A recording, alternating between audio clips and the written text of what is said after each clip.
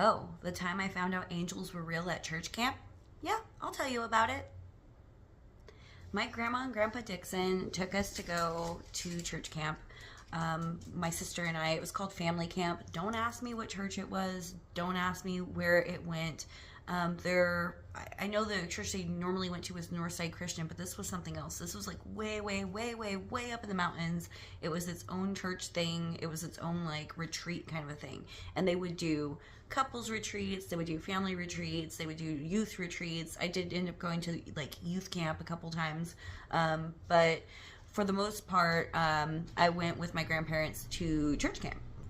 This first time going up was a lot. My cat had just found a baby bunny, white-tailed, cotton-tailed baby bunny, like wild, and it was up to me to make sure it was doing okay. And I probably could have found some adult somewhere to try to take care of it, and the result probably would have ended up the same, or maybe it would have lived. I don't know. But it was pretty traumatic for me. Trigger warning to anybody. But like my first day going up there was the last day of Benicula's existence because he didn't make it. I don't know if it was because of the elevation or just because he had been taken from his mom by a cat or, whatever. But already I'm like living on some trauma from that.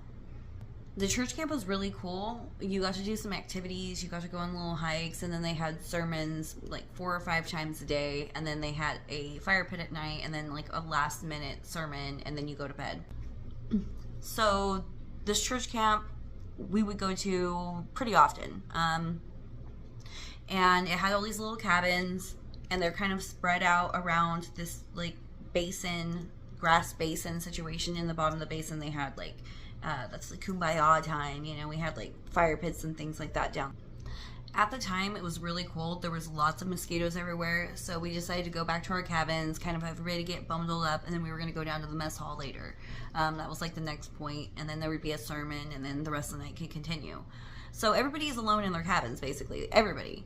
And out of nowhere, we hear and feel, as the ground is freaking shaking, a explosion. It sounded like I thought that we were all gonna be eating shrapnel. Like it was just a gigantic explosion. Earth ringing. Our cabin was literally shaking. And after we all collected ourselves and realized that we're alive, that we're still in the body that we came in, we all rushed out of our cabins. Everybody in every cabin rushed out of their cabins, and we're all looking around. Everybody came out of their cabins except for Dawn and Donna.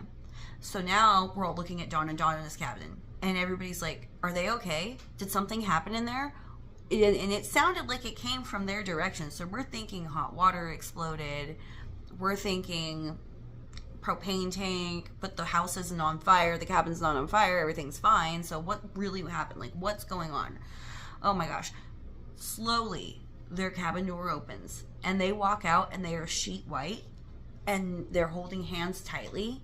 And they're slowly walking, and they let the sun hit their face, and they both close their eyes, and they just stand there.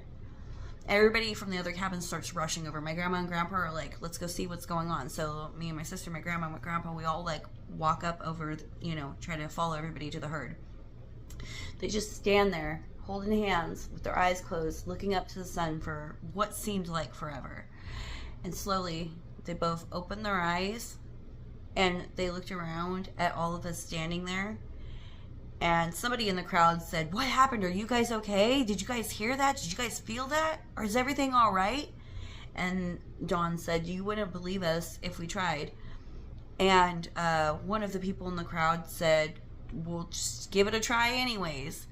And they swear that the reason that they came to this church camp was because they were going to get a divorce. Dawn and Donna had been together since high school. Okay, they're like 60s by now. You don't get divorced by that time.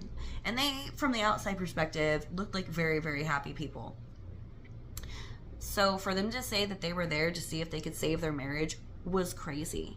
They said what that sound was.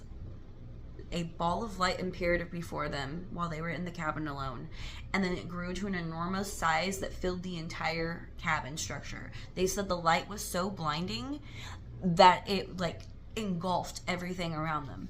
They heard, be not afraid. Literally. And I know, I got chills right now. I know that they say that in the Bible. I know that's like the major quote, but like literally this is what Dawn and Donna said. They said, be not afraid.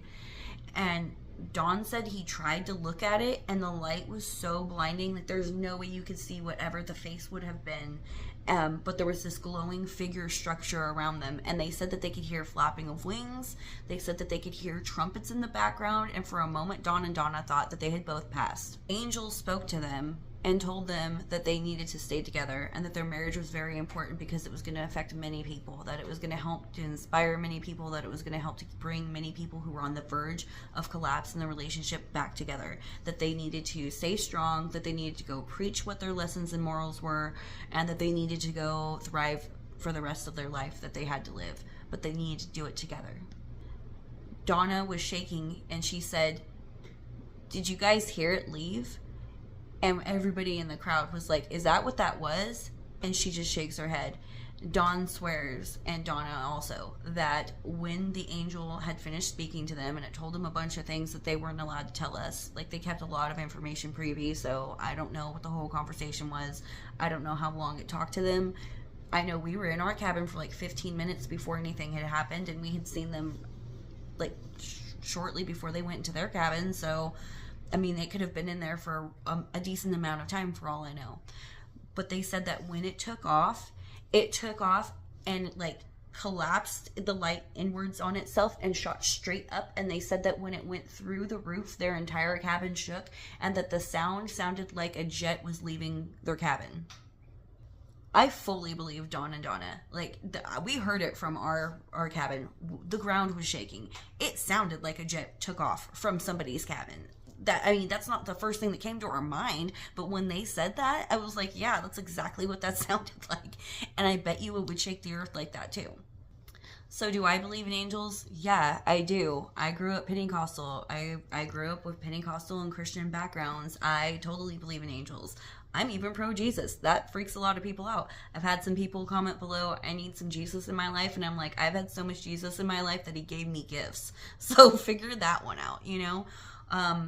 But anyways, if you want to hear more about this this crazy place, literally one time during winter camp, I swear we came across dinosaurs, and another time at a different winter camp, I swear me and my friend found fairies.